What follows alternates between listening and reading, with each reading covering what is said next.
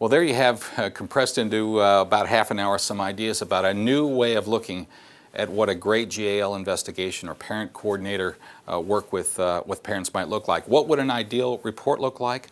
We've made a copy available to you. I think it should be something, in an ideal case, Dear Judge Smith, it was my pleasure to meet with Thomas Jones and Shirley Jones.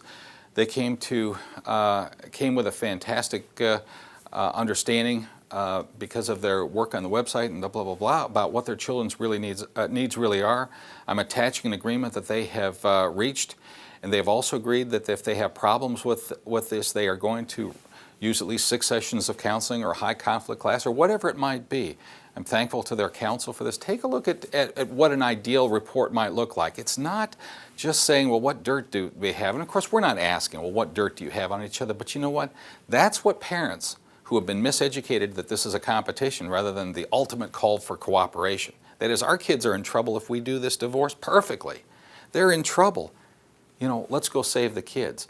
Most parents have not been educated in that, and so they hear that it's a competition, and so it's natural for them to come in and have nothing good to say. I have a recent case where I had a GAL report, and one of the things a GAL said is neither parent had one good thing to say about each other. They just finished their website work, and without any prompting from me, both parents had 10 beautiful compliments and good memories to say about each other, and I will guarantee you that when we read those, when we're together, they will be crying. It almost always is true.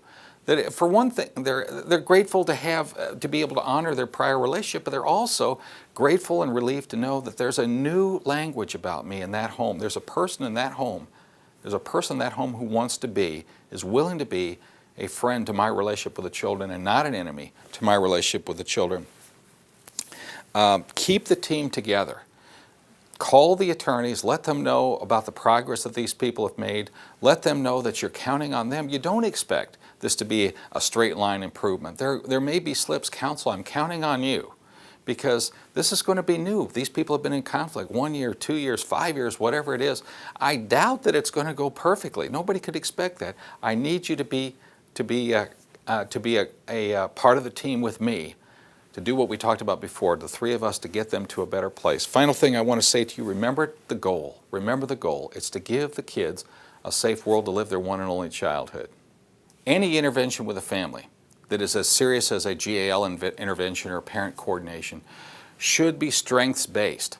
Remember, we're not going to raise these children. There's going to be a point at which this bird needs to fly. This co-parenting relationship needs to take wing, and that's it. We're not going to be able to solve the thousands of issues that are going to come up in the future. So the goal has to be, first of all, to do no harm to that relationship by many of the things that we've been doing in the past, excessive, invasive, and really fear-inducing and negativity-inviting investigations. That's been much too much of what we've been about. We've got to get away from that. That's not helping these families. That's what puts these in the 80 to 90% of the categories that Beth Kearns is talking about that should never have been in these cases. So remember, this is a strengths model. If there truly is somebody who's a cocaine addict, somebody who's bipolar and won't take their medication, and they're in rapid cycle bipolar episodes, and they're waking the kids up at 2 in the morning to go skeet shooting, this is going to hit us in the face. Okay, do we need to report that? We probably need to report that, but we don't need to go digging around and making this about the negativity to find that out. Those things will find us. What hasn't been found is the strengths in these parents, and what's not been given to them is the information and the encouragement to develop those strengths and then to pool them with their one and only partner in giving these kids the one and only safe childhood that they can have. Let me close with a quote from John Kennedy, because he gave this to the United Nations shortly before his assassination. But it says a lot, I think, about what we should be about. And it's about staying away from the idea that rulings and orders and charters and custody evaluations and GAL reports, although he didn't use that language, of course, will be the answer to human conflict. They won't be. John Kennedy said this, "But peace does not rest in the charters and covenants alone. It lies in the hearts and minds of all people. And if it's cast out there, then no act, no pact, no treaty, no organization can hope to preserve it without the support and the wholehearted commitment of all people. So let us not rest all our hopes on parchment and on paper. Let us strive to build peace, a desire for peace, a willingness to work for peace in the hearts and minds of all our people. I believe that we can. I believe the problems of human destiny are not beyond the reach of human beings.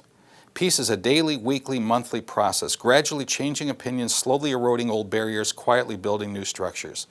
So let us persevere. Peace need not be impracticable, and war need not be inevitable. By defining our goal more clearly, by making it seem more manageable and less remote, we can help all peoples to see it, to draw hope from it, and to move irresistibly towards it. God bless you and good luck in your important work.